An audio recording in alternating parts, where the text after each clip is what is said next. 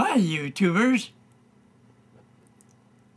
I hope you enjoy seeing some more of the videos that Ginger Animos made of me 4 years ago.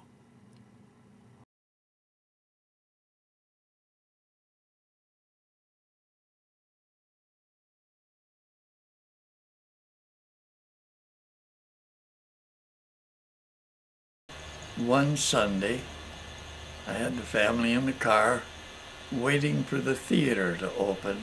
We were going to see a movie on a Sunday afternoon. And I'm reading the Stars and Stripes, the local military newspaper.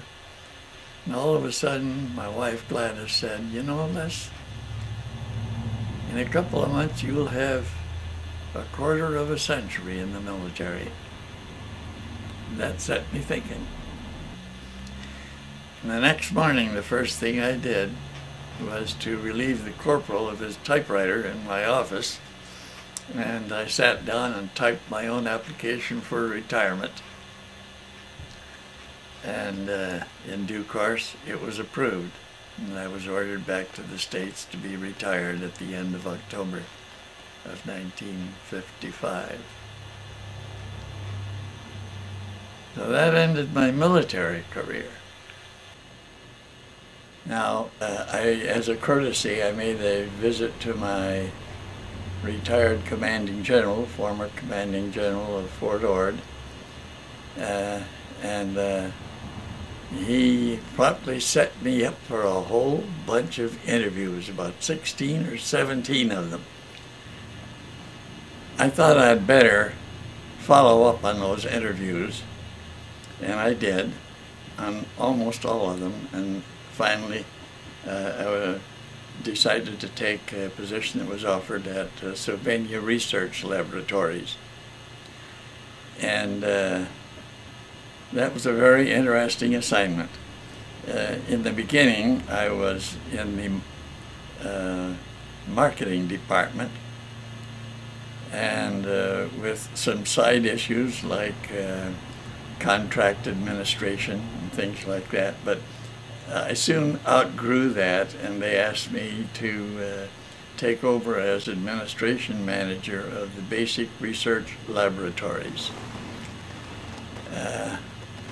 That was more like a college campus than a commercial enterprise, and the staff was fascinating. We had 23 members of our staff that had PhDs in all of the various disciplines, and they were a delight to work with, really were. It was fascinating.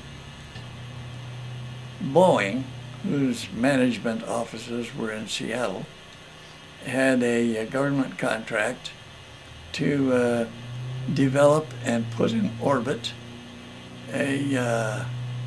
a device that would circumnavigate the globe way up in space and could receive and transmit messages of all kinds, including, a little later when they improved these, all manner of pictures, as well as written material or vocal material. And Boeing had a problem that they couldn't resolve. And I can best illustrate the problem by my own experience with it. When I had been stationed in New York before retirement, I had listened to the abdication speech of the former Prince of Wales, who had succeeded to the throne. And he couldn't stay there because they wouldn't let him marry his true love, Wallace Warfield Simpson. So he abdicated the throne in favor of his next younger brother, who became King George the whatever. And the broadcast from Edward, his abdication speech, was a very powerful broadcast from London. They wanted it heard wherever the British dominions were, including Australia, the other side of the world. So here I am, directly across the Atlantic from London, And I hear it twice. I hear a speech twice. Once, the minute period of time it took to get across the Atlantic from London to New York. And again, that powerful broadcast that went all the way around the world and was heard again.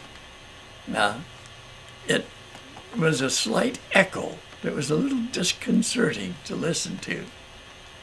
Just a fraction, a small fraction of a second after you first heard the direct speech, you heard it come around the world. And it was that echo that Boeing was unable to do anything about. So they called and wanted to know if some of our scientists could solve that for them. And they had a couple of conferences by phone, and they were told, oh yeah, no problem, we can solve that for you. We'll be eternally grateful. Well, I said, we'll put such and such a scientist and such a scientist and so on it, so many hours of each. And this won't be a cost-plus contract. We just want, well, we'll charge you $90,000. Fixed price, but we guarantee we'll solve it for you. And I had to take that contract up to Seattle and have Boeing sign it and fly back home again. It worked. They solved it in just a few weeks. And every one of those in-orbit message transmitters that are going around the world now, and there are scads of them up there, they all carry Sylvania's echo suppressor. My wife had child number 9, and that was the last.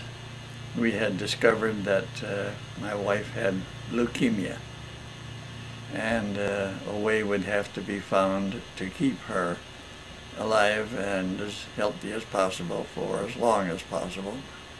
And the doctor at Letterman Army Hospital said anywhere from 1 to 5 years, and they kept her alive for almost the 5 years. She died just a couple of weeks before what would have been our silver anniversary. And that was a sorrowful occasion. Well, I had to continue to support my family. My 2 little preschoolers, I had to take them to a day school in the morning on my way to work and pick them up again at night on my way back home. In the meantime, at home, my deceased wife's sister had decided that rather than go back to Stamford, Connecticut, she had a job to do, much more profound job, to help raise her children, her sister's children, because she would never have any of her own. And we certainly welcomed her, and she was a blessing in our household.